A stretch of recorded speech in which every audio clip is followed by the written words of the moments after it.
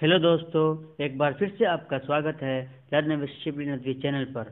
दोस्तों, आज की वीडियो में हम लोग डिस्कस करने वाले हैं इंटर के पॉलिटिकल साइंस के मॉडल पेपर को, जो कि एग्ज़ाम के पॉइंट ऑफ व्यू से बहुत ही अहम है। इसलिए वीडियो में पूरा बने रहें। वीडियो शुरू करने से पहले आपसे एक रिक्वेस्ट है कि अगर आप चैनल पर नए हैं तो चैनल को सब्सक्राइब कर लें और लाइक और शेयर करना ना भूलें, ताकि दूसरे भी इससे फ़ायदा उठा सकें। तो चलिए वीडियो को शुरू करते हैं। आज का पहला सवाल है, भारतीय संविधान में समवर्ती सूची की प्रेरणा किस देश से ली गई है? अमेरिका, स्विट्जरलैंड, ऑस्ट्रेलिया, स्विस संघ। इसका राइट आंसर हो जाएगा दोस्तों ऑप्शन सी, ऑस्ट्रेलिया। यानी भारतीय संविधान में समवर्ती सूची की प्रेरणा ऑस्ट्रेलिया से ली गई है। अगला सवाल है सवाल नंबर 42। निम्न में से कौन समवर्ती सूची का विषय है? सिक्का, विदेशी ऋण, जेल, विवाह और विवाह विच्छेद। इसका राइट आंसर हो जाएगा दोस्तों ऑप्शन सी, जेल। यानी जेल जो है कि समवर्ती सूची का विषय है। दोस्तों, अगला प्रश्न है, भारत में लोकतांत्रिक विकेंद्रीकरण का सुझाव किस समिति ने दिया था? ऑप्शन ए है राज मन्नार समिति ने, बलवंत राय मेहता समिति ने, अशोक मेहता समिति ने या चंद्र समिति ने। इसका राइट आंसर हो जाएगा दोस्तों ऑप्शन बी, बलवंत राय मेहता ने।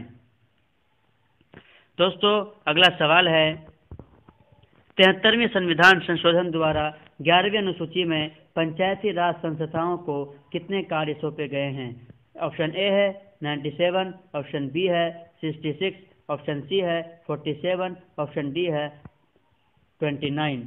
तो इसका राइट आंसर हो जाएगा दोस्तों ऑप्शन डी, यानी 29 जो है कि कार्य राज्य को सौंपे गए हैं। अगला प्रश्न है, संविधान संशोधन की प्रक्रिया का वर्णन किया गया है? थोड़ा वेट करें दोस्तों ऑप्शन का। ऑप्शन 1 है अनुच्छेद 370 में, ऑप्शन बी है अनुच्छेद 368 में, ऑप्शन सी है अनुच्छेद 356 में, ऑप्शन डी है अनुच्छेद 352 में। इसका राइट आंसर हो जाएगा दोस्तों ऑप्शन बी, अनुच्छेद 368 में इसका जो है कि प्रावधान किया गया है। अगला प्रश्न है, केशवानंद भारती विवाद में सर्वोच्च न्यायालय ने किस विषय पर निर्णय दिया था?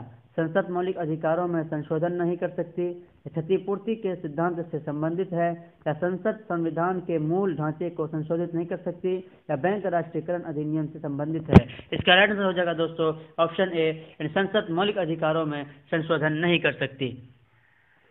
दोस्तों, अगला प्रश्न है, ऑन लिबर्टी पुस्तक के लेखक कौन हैं? J.S. मिल या बेंथम या प्लेटो या मार्क्स। इसका राइट आंसर हो जाएगा दोस्तों ऑप्शन ए।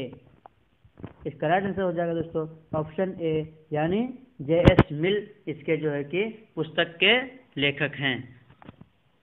अगला प्रश्न है प्रश्न नंबर 48।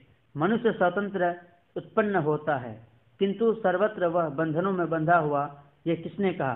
हॉब्स ने, लॉक ने, रूसो ने या मार्क्स ने।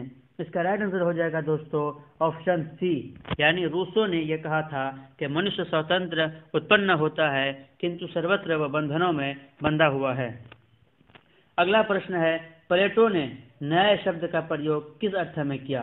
कानूनी न्याय, राजनीतिक न्याय, आर्थिक न्याय, डी नैतिक न्याय। इसका राइट आंसर हो जाएगा दोस्तों ऑप्शन डी, नैतिक न्याय में जो है कि प्लेटो ने न्याय के लिए प्रयोग किया था। अगला प्रश्न है, निम्नलिखित में से किस आधार पर एक देश की नागरिकता प्राप्त की जा सकती है? ऑप्शन ए है निश्चित निवास, ऑप्शन बी है जन्म, ऑप्शन सी है सरकारी सेवा, ऑप्शन डी है उपर्युक्त सभी। इसका राइट आंसर हो जाएगा दोस्तों ऑप्शन डी, यानी उपर्युक्त सभी चीजें किसी भी देश से नागरिकता प्राप्त करने के लिए जरूरी है कि वो निश्चित निवास करते हों, उनका जन्म वहाँ पर हुआ हूँ या सरकारी सेवा से वो लाभ उठा रहे हों। तो ये तीनों चीजें होंगी तभी वो जो कि वहाँ का नागरिकता प्राप्त कर सकता है। अगला प्रश्न है प्रश्न नंबर 51, भारतीय नागरिकता अधिनियम कब पारित किया गया था? 1950 में, 1952 में, 1955 में, 1958 में। इसका राइट आंसर हो जाएगा दोस्तों ऑप्शन सी, 1955 में भारतीय नागरिकता अधिनियम पारित किया गया था। अगला प्रश्न है विश्व अहिंसा दिवस किस तिथि को मनाया जाता है? 30 जनवरी, 24 अक्टूबर, 2 अक्टूबर या 10 दिसंबर। इसका राइट आंसर हो जाएगा दोस्तों ऑप्शन सी, 2 अक्टूबर को। और एक बात यह याद रखें कि 2 अक्टूबर को गांधी जयंती भी मनाया जाता है। अगला प्रश्न है प्रश्न नंबर 53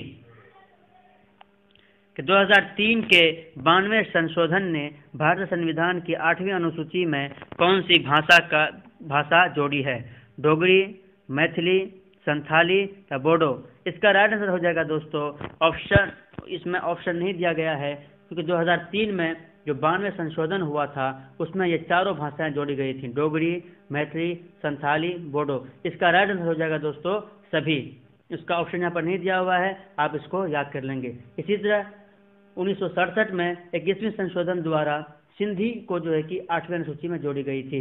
इसी तरह 1992 में जब 71वें संशोधन हुआ था तो उसमें जो है कि कोंकणी, नेपाली तथा मणिपुरी भाषा को इसमें जोड़ा गया था। इन चीज़ों को आप याद रखेंगे। अगला प्रश्न है प्रश्न नंबर 54, भारत में हरित क्रांति के जनक कौन हैं? MS स्वामीनाथन, अशोक मेहता, UR राव, इनमें से कोई नहीं। इसका राइट आंसर हो जाएगा दोस्तों MS स्वामीनाथन। दोस्तों यहाँ पर मैं आपको एक बात बताना चाहूँगा कि नॉर्मन बोरलॉग हरित क्रांति के प्रवर्तक माने जाते हैं, लेकिन भारत में जो हरित क्रांति लाने का श्रेय वो श्री सुब्रमण्यम को जाता है। और MS स्वामीनाथन जो है कि वो एक जाने माने वनस्पति और विज्ञानी थे जिन्होंने सुब्रमण्यम के साथ मिलकर काम किया इस क्रांति को लाने के लिए। इसलिए क्योंकि यहाँ पर जो है कि सुब्रमण्यम का नाम नहीं है तो इसलिए यहाँ पर MS स्वामीनाथन आंसर सही होगा। अगला प्रश्न है अंतर्राष्ट्रीय न्यायालय का मुख्यालय कहाँ स्थित है? Option A Hague, option B Geneva और ऑप्शन सी में है आपका वियना, ऑप्शन डी है ओस्लो। इसका राइट आंसर हो जाएगा दोस्तों आपका ऑप्शन 1 यानी हेग। तो अंतर्राष्ट्रीय न्यायालय का मुख्यालय जो है कि हेग में स्थित है। क्वेश्चन नंबर 55 का राइट आंसर हो जाएगा दोस्तों ऑप्शन 1 हेग। अगला प्रश्न है आपका 56, पंजाब में सैनिक कार्यवाही 1984 में किसकी हत्या का कारण बनी थी? यानी पंजाब में जो सैनिक कार्यवाही हुई थी 1984 में, उसमें किसकी हत्या हुई थी? इंदिरा गांधी की, राजीव गांधी की या महात्मा गांधी की या उपरोक्त में से कोई नहीं। इसका राइट आंसर हो जाएगा दोस्तों इंदिरा गांधी की। इंदिरा गांधी की जो है कि उसमें हत्या की गई थी। अगला प्रश्न है 1966 का ताशकंद समझौता किन देशों के बीच हुआ? भारत पाकिस्तान, अमेरिका या चीन, चीन पाकिस्तान, उपरोक्त में से कोई नहीं। इसका राइट आंसर हो जाएगा दोस्तों ऑप्शन 1 भारत और पाकिस्तान के बीच ताशकंद समझौता हुआ था। और ये समझौता जो है कि एक शांति समझौता था। इस समझौते के अनुसार ये तय हुआ था कि दोनों देश अपनी शक्ति का प्रयोग नहीं करेंगे और अपना झगड़ों को जो है कि शांतिपूर्ण ढंग से जो है कि तय करेंगे। अगला प्रश्न है दोस्तों आज का प्रश्न नंबर 59, सुरक्षा परिषद के कितने सदस्यों को निषेध अधिकार प्राप्त हैं? ऑप्शन ए है 15, ऑप्शन बी है 5, ऑप्शन सी है 10, ऑप्शन डी है 20। इसका राइट आंसर हो जाएगा दोस्तों ऑप्शन बी यानी 5 देशों को निषेधाधिकार प्राप्त हैं। निषेधाधिकार बोलते हैं वीटो पावर को, यानी अगर सारा देश मिलकर कोई चीज़ फैसला करना चाहे और अगर इन 5 देशों में से कोई एक उसके खिलाफ हो जाए फिर वो प्रस्ताव वहाँ से पारित नहीं हो सकता। अगला प्रश्न है निम्नलिखित में से कौन सा दक्षेस का सदस्य नहीं है? कौन दक्षेस का सदस्य नहीं है? ऑप्शन ए है भारत, ऑप्शन बी है पाकिस्तान, ऑप्शन सी है इंडोनेशिया, ऑप्शन डी है श्रीलंका। इसका राइट आंसर हो जाएगा दोस्तों ऑप्शन सी इंडोनेशिया। दोस्तों आज के लिए इतना ही। मिलते हैं नेक्स्ट वीडियो में। तब तक के लिए बाय बाय, टेक केयर, खुदा हाफिज़।